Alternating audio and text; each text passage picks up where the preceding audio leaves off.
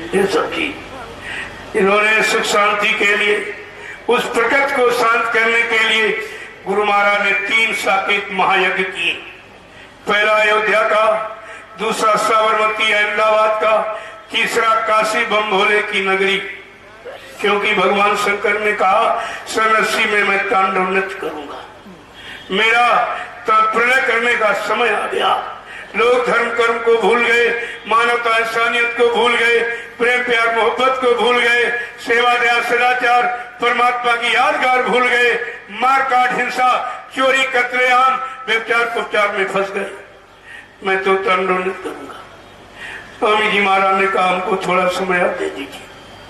फट से महापुरुष ने 25 फरवरी 1979 में काशी के दशाश्वमेध घाट, ये बम्बोले की नगरी है, और वहां पर साकेत महायज्ञ भगवान शंकर को खुश कर दिया।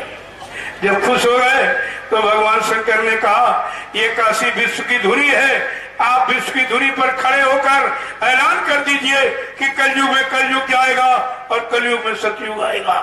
कहा मैं भी नहीं मंदिरों में रहूंगा, मैं कन्याओं गुफाओं में पहाड़ों में जो गुप्त महात्मा यानी माला फिरा रहे, मैं उनसे कहूंगा ये माला घुमाने का समय नहीं है, धर्म चला गया, तुम सब लोग निकलो और कलयुग के भगाने में और सतयुग के लाने में सहयोग करो। और बच्चों से कह दो गांव गांव चले जाए। तब ये प्रचार शुरू हुआ था। ऐसे थोड़े, ये तो बम्बोले के आगे पर। स्वामी जी महाराज ने तुरंत कहा कि अब की बार मैंने भगवान शंकर को खुश कर लिया, किसी तरह से मना लिया है, लेकिन अगर तुम लोग सच्ची ईमानदारी पर नहीं आए और रहम दया में नहीं आए, मतलब यानी तो ये फिर बोले किसी से मानने वाले नहीं। इसलिए कहा तुम शाकाहारी हो जाओ, मेरी बात मान लो। कुदरत करिश्मा करने के लिए तैयार खड़ी है, आप बात मान जाए। कितने लोग माने उनकी बात? जब नहीं माने तो भोले जी अपने पर फिर तैयार हो गए। अरे केदारनाथ, बद्रीनाथ, अमरनाथ, भोलेनाथ एक ही चीज, दूसरी शक्ति नहीं हुआ। सब वही है। जब आप नहीं माने, और स्वामी जी महाराज ने उसी समय भविष्यवाणी के रूप में कहा था मेरी बात मान जाइए, आगे का नजारा कैसा होगा कि जागो जागो दुनिया वालों, ये सतयुग आने वाला है, और डम डम डम डम ये महादेव का ये डमरू बजने वाला है। महाशक्तियां दुनिया भर की ये मिट्टी में मिल जाएंगी, और क्रूर अधर्मी ईमानों की तबो ये अकल ठिकाने आएगी। ऐसा भीषण बम भोले का ये तांडव होने वाला है। और जागो जागो ये दुनिया वालों, और सतयुग आने वाला है। मानो की क्या पेश चलेगी, ये अंबर तक फट जाएगा। देखो कितने पहले भविष्यवाणी कह रहे हैं, अंबा बादल फटेगा। जब बादल फटेगा उस भूमि का नजारा क्या होगा जहां पर फटेगा बादल। देखो कितने पहले भविष्यवाणी की है। और केदारनाथ बाबा जय गुरुदेव जी महाराज की भविष्यवाणी को इस समय पूर्ण प्रमाणित करके दिखा दिया उसने कि संतों की बाणी कभी झूठ नहीं होती है। क्या प्रमाणित कर दिया उसने? जो बाबा जी ने कहा था कि मानव की क्या पेश चलेगी, ये अंबर तक फट जाएगा, और उस धरती का ये सारा आंगन लाशों से पट जाएगा।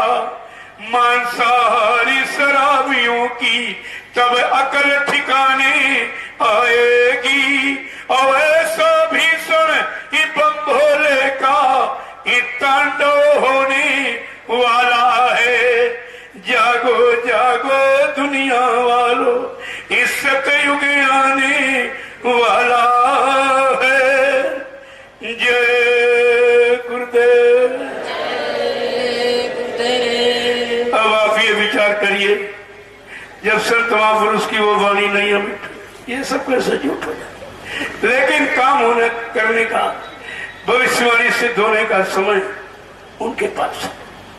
हमारे आप किसी के पास नहीं, न दिन तारीख उन्होंने निश्चित किया है, क्योंकि अभी आपको ठीक करना सुधारना है।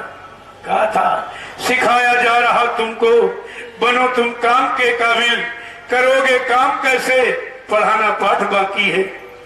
जब वो पाठ पढ़ जाओगे और काम कर जाओगे और करके लायक बन जाओगे तो कहा बच्चा मैं इस व्यवस्था को तुम्हें सौंप दूंगा, मेरी सारी व्यवस्था बनी पड़ी, हमें कुछ बनाने की जरूरत नहीं है।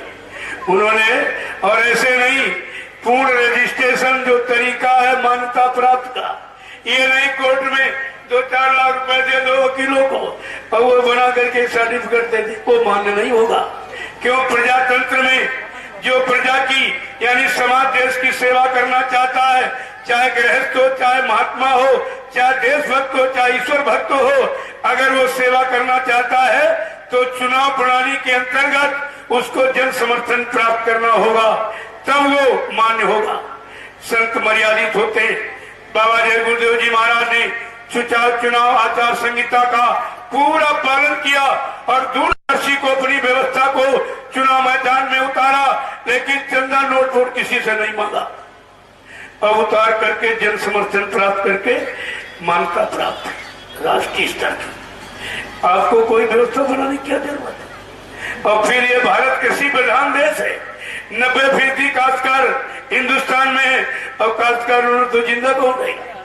क्योंकि लोगों के प्राण, अन्न में प्राण है कलयुग में, तो प्राण तो काश्तकार की मुट्ठी में आती। तो कहा था इन काश्तकारों की व्यवस्था बना दी जाए। तो भूमि ज्योतक संगठन बनाया और चुनाव मैदान में उतार करके जन समर्थन प्राप्त करके उसको भी मान्यता प्राप्त करा के रखवा दिया और कहा बच्चा ये मेरे दोनों ब्रह्मास्त्र हैं, मैं उस समय ब्रह्मास्त्र उठाऊंगा जब ये राजनीतिक लोग यानी ये सब हार जाएंगे, कहेंगे कि मेरे बस का मतलब यानी ये न्याय सुरक्षा मेरे बस की नहीं, रोजी रोटी मेरे बस की नहीं, महंगाई गरीबी दूर करना मेरे बस का नहीं, टैक्सों की भरमार खत्म करना मेरे बस का नहीं, चोरी डकैती कत्ल बलात्कार हिंसा मेरे बस की नहीं, तब बच्चा मैं अपना ब्रह्मास्त्र उठाऊंगा। और कहा ये धार्मिक लोग जो पूजा पाठ तीर्थ व्रत दान हवन जब तब ये गंगा स्नान करा रहे हैं, ये सब शुभ काम करा करके लोगों में सच्चाई ईमानदारी नहीं ला पाएंगे, इनमें प्रेम प्यार मोहब्बत सेवा दया सदाचार परमात्मा की यादगार नहीं करा पाएंगे, इनको शाकाहारी सदाचारी ब्रह्मचारी नहीं बना पाएंगे, इनकी मानव बुद्धि में माँ बहन बेटी बहू की पहचान नहीं ला पाएंगे, तब बच्चा मैं अपना ब्रह्मास्त्र उठाऊंगा। तो समय है काम करने का। और कहा ये सब हथियार फेंक देंगे, फिर इस प्रजातंत्र में त्राईमाम कोराम मचेगा, उस समय मैं आदेश दूंगा। विश्वामित्र ने कब आदेश दिया? जब त्राईमाम कोराम मचा। उस समय राजा जनक राजा था, जब वो रोने लगा तब गुरु ने आवाज काम के लिए उनको आदेश दिया। आज प्रजातंत्र में प्रजा ही राजा है। जब प्रजा चिल्लाएगी कि मेरी सुनने वाला कोई नहीं, न्याय देने वाला कोई नहीं, रक्षा हिफाजत करने वाला कोई नहीं, तब वो महापुरुष समय से आवाज निकालेंगे, अपने भक्तों को शिष्यों को आदेश देंगे। कहा था बच्चा मैंने टाट पहनाने का एक आदेश किया है, सुमुहूर्त घड़ी रखी और इसको उतारने का भी एक आदेश दूंगा, फिर इसके बाद एक काम का आदेश दूंगा।